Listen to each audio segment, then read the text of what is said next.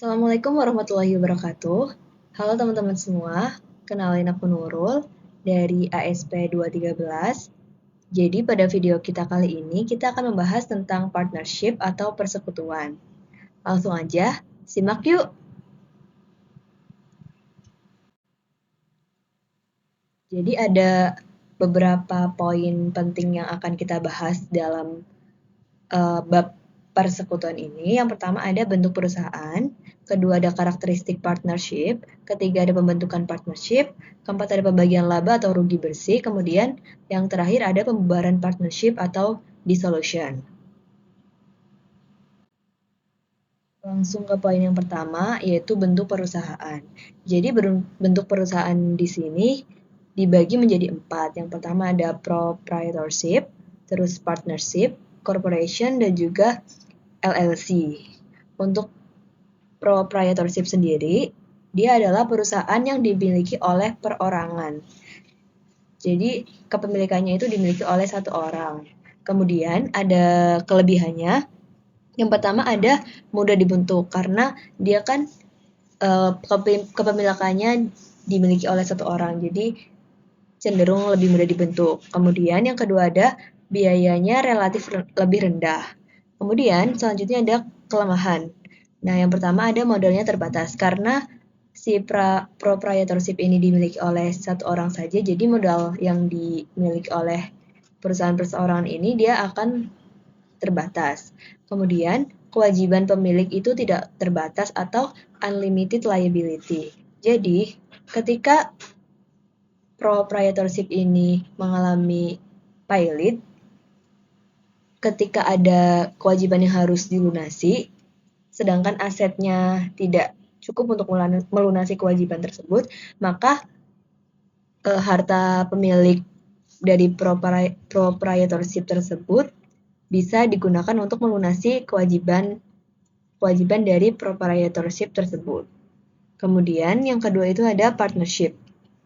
Nah, partnership ini adalah perusahaan yang dimiliki oleh 2 orang atau lebih, atau persekutuan.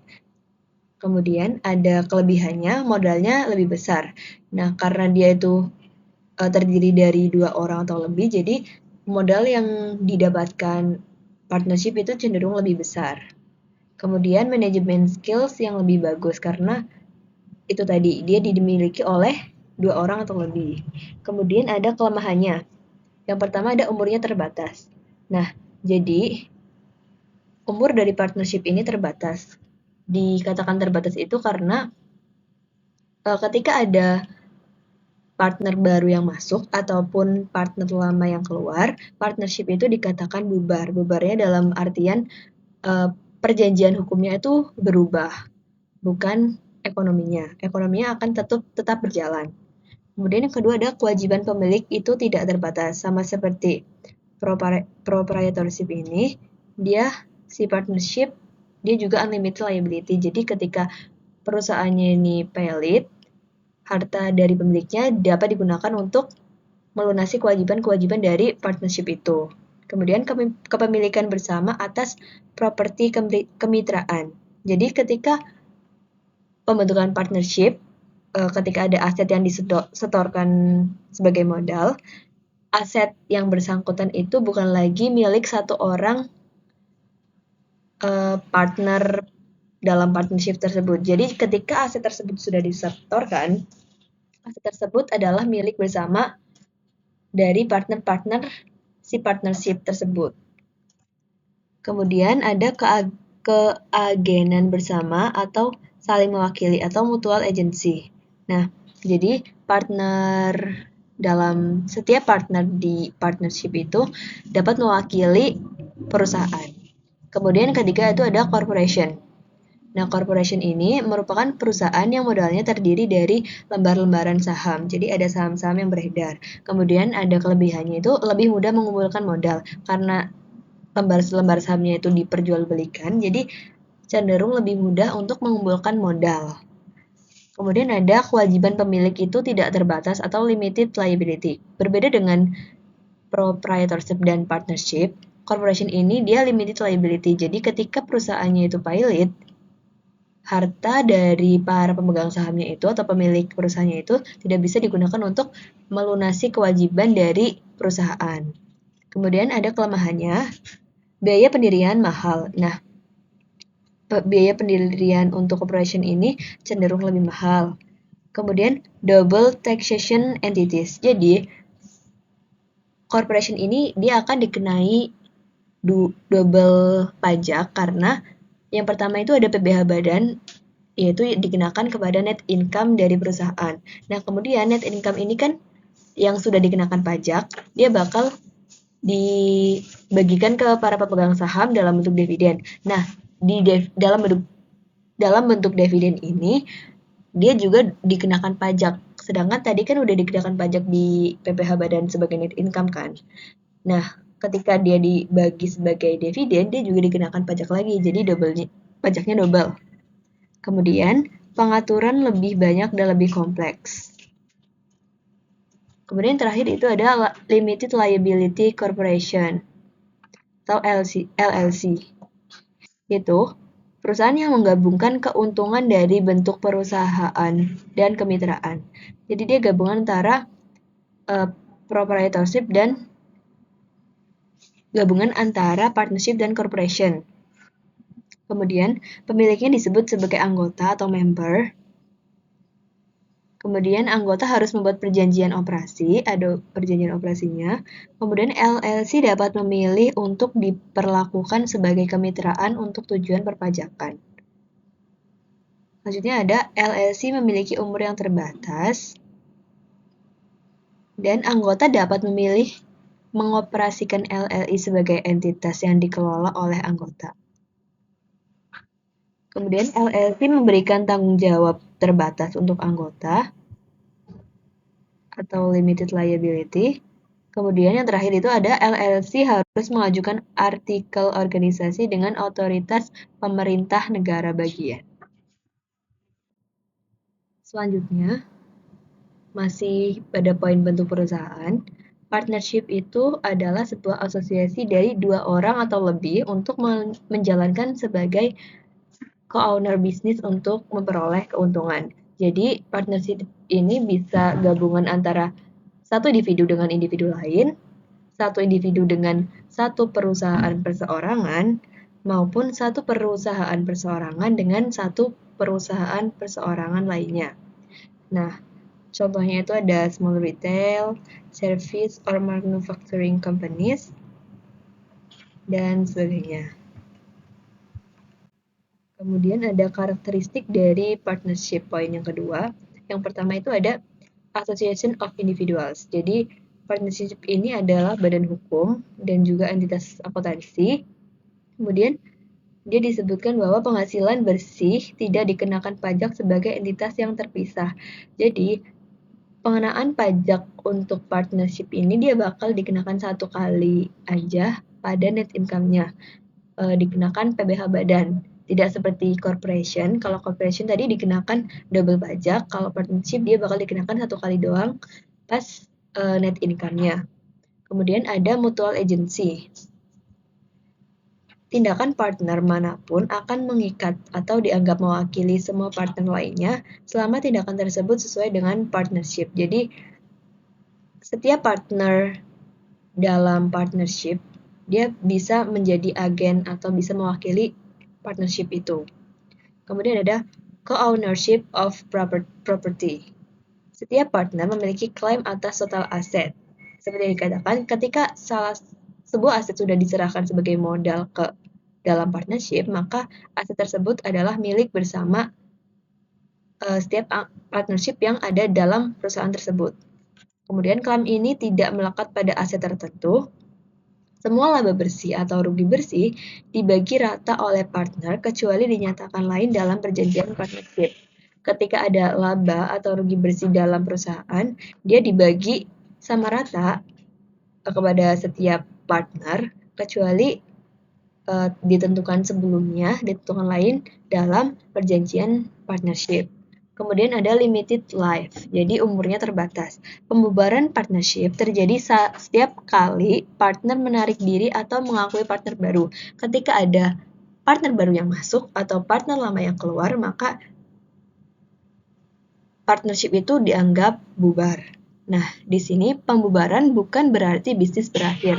Jadi, pembubaran di sini diartikan sebagai pembubaran dalam perjanjian hukumnya. Karena kan kalau ada partner baru masuk atau partner lama yang keluar, dia bakal mengubah perjanjian hukum, perjanjian kayak perjanjian bagian laba dan lainnya dalam si partnership itu. Jadi, ketika perjanjian-perjanjian dalam partnership itu berubah, dia dikatakan bubar.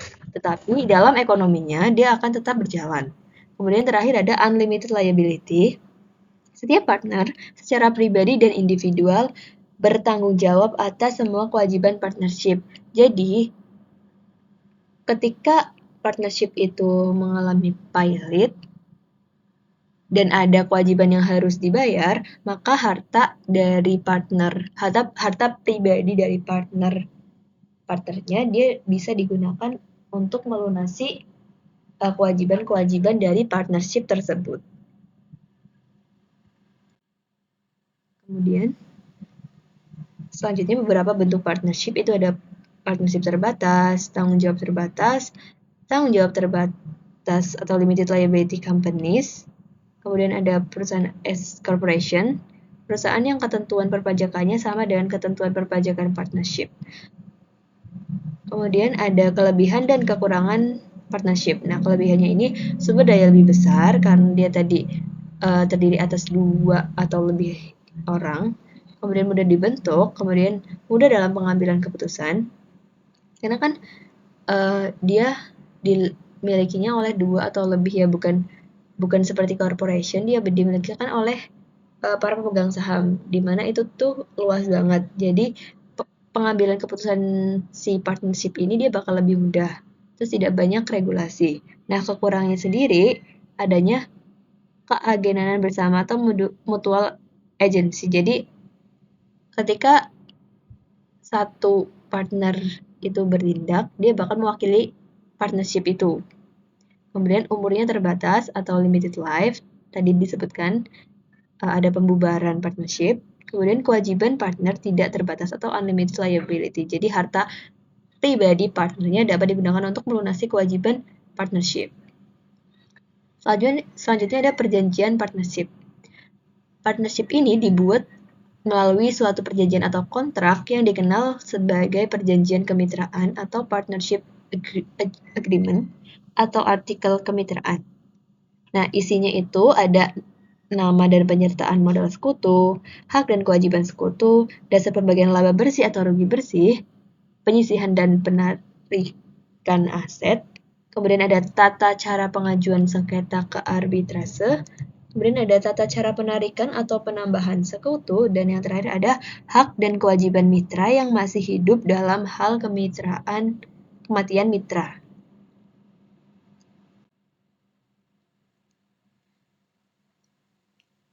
Lanjut ke poin yang ketiga, ada pembentukan partnership atau forming. Nah, jadi kita langsung masuk aja ke contoh.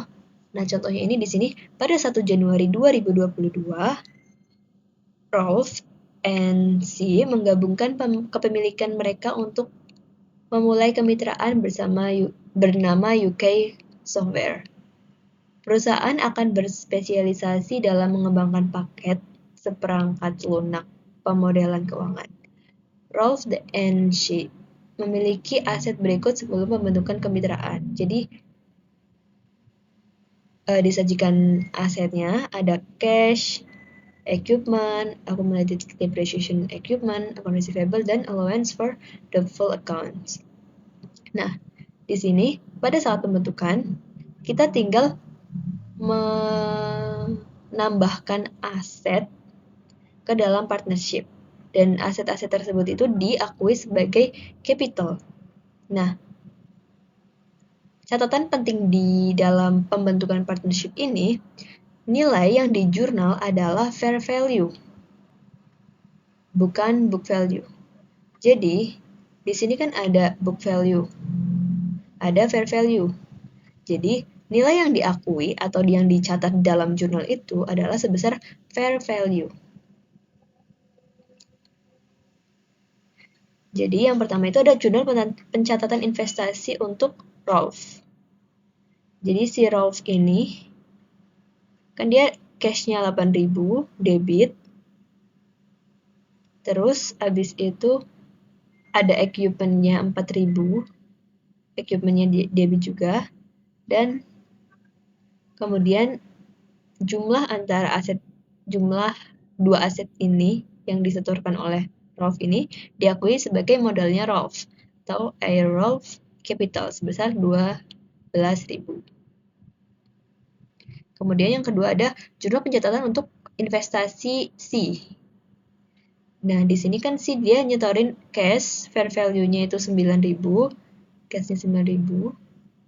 Kemudian ada account receivable 4.000, debit juga 4.000, dan kemudian ada allowance for the full account. Nah, karena allowance for the full account ini saldo normalnya itu dikredit, jadi dia bakal dikredit juga di jurnalnya. Dia bakal kredit 1.000. Kemudian aset-aset tersebut itu dia diakui sebagai C capital sebesar 12.000. Lanjut contoh yang kedua, ada Tom and Julie membentuk kemitraan konsultasi manajemen pada 1 Januari 2021. Berikut nilai wajar aset bersih yang diinvestasikan oleh setiap mitra. Nah, disajikan nih udah ada asetnya apa dan nilai dari Tom itu berapa, dari Julie itu berapa. Nah, karena itu di sini dia tidak diketahui book value dan fair value-nya, berarti dia asumsikan nilai yang disajikan itu udah nilai fair value.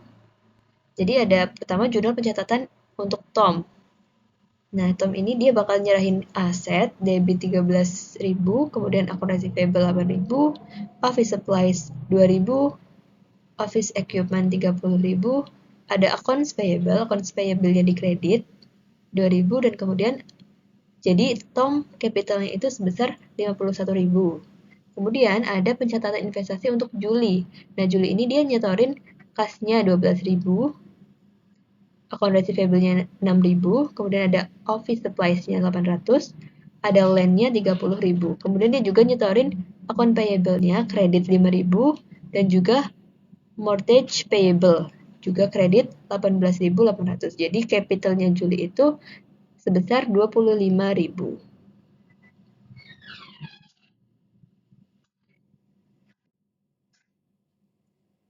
Dari jurnal tadi, maka modal mereka menjadi satu kesatuan dan harus dibuat statement of financial position. Nah, jadi sudah tidak ada lagi istilah asetnya si A dan asetnya si B. Jadi, aset yang sudah disetorkan itu menjadi kepemilikan bersama. Nah, kemudian ada pembuatan statement of financial position. Nah, dari contoh yang pertama, ada yang dari Love and C ini. Dia jurnalnya kayak gini ya tadi. Kemudian penyajian di statement of financial position-nya tinggal disajikan aja, kalau ada yang sama ditambahkan. Kayak misal case-nya, dia kan ada dapat dari Rolf 8.000, dari C 9.000, berarti jumlahnya dia bakal 17.000. Begitu pula account receivable, dia dapat cuma dari C, berarti dia ada 4.000 langsung. Kemudian ada allowance-nya, dia dapat dari C juga 1.000, tapi kontra. Kemudian ada equipment, dia dapat dari si Rolf, dapat 4.000, sehingga total asetnya bakal 24.000. Kemudian ada disajikan lagi capitalnya. Yang pertama itu ada Rolf Capital tadi, dia bakal sebesar 12.000 ini. Dan si capital juga bakal sebesar 12.000. Jadinya total equity-nya itu 24.000. Dan di sini total asetnya dan juga total kewajiban dan equity-nya juga itu bakal balance sama-sama 24.000. Kemudian untuk contoh yang kedua, partnership-nya Tom and Julie, ini sama step-stepnya, kita nyajiin aset-aset yang sudah disetorkan. Yang pertama itu ada cash, itu 25.000 itu dapat dari cashnya si Tom 13.000 dan juga cashnya Juli 12.000. Terus core receivable-nya dia juga dapat dari dua ini 14.000. Kemudian office supplies-nya itu dia dapat dari Tom 2.000 dan dari Juli 800. Kemudian ada land, landnya dia dapat dari Juli 30.000. Ada office equipment dapat dari Tom 30.000 sehingga total asetnya bakal 101.800.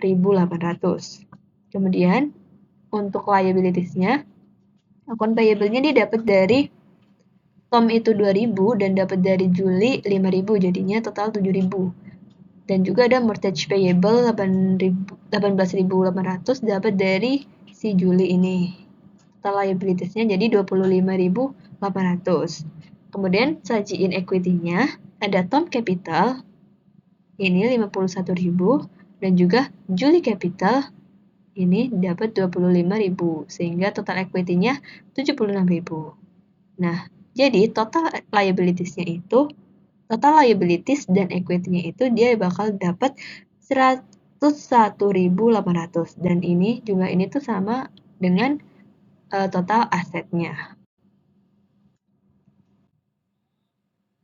Sekian dulu video kita kali ini. Untuk poin-poin yang belum dibahas dalam video ini nanti bakal kita bahas di video selanjutnya. Sekian, terima kasih. Wassalamualaikum warahmatullahi wabarakatuh.